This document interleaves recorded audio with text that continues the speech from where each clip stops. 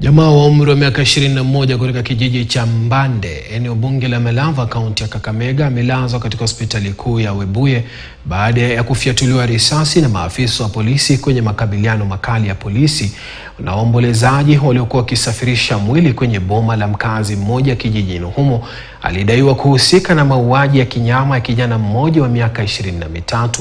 Wanafamilia wakiongozwa na mke wa mwenda zake Peres Shivoko wanasema waombolezaji walikuwa wakiondoa mwili wa mpendwa wao kuelekea nyumbani kabla ya kuvamiwa na maafisa wa polisi ambao walianza kuwarushia vitoza machozi na hata kumfyatulia risasi mmoja wao.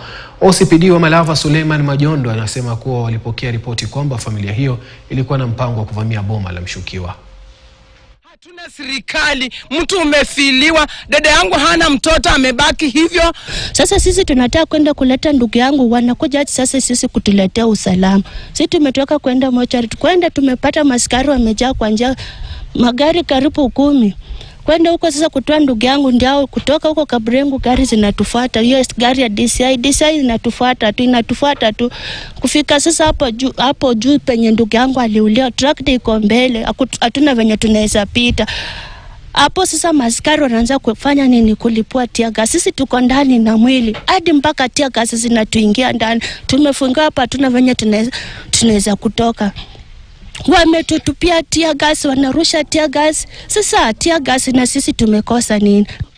Hata wakatupa tear gas moja ikaangukia mtoto mmoja mwenye alikuwa apepe hii mwili, akaanguka chini. Mmoja wakampika risasi pale akaumia. Tulikuwa na huzuni kwa sababu tuchazika huyu na tena mmoja mtoto ambaye ni kijana wangu tena amepikwa risasi. Hiyo risasi imetokezea mbele kwa kifua, mkono wa kushoto iliingilia mbele na ikatokezea nyuma kwa mapeka. Naam, kutoka Malava sina la ziada ila kutamatisha taarifa za mbiu ya KTN Jumatatu hii. Tukutane saa 1 usiku kwenye KTN leo. Naitwa Yeri. Kwaheri kwa sasa.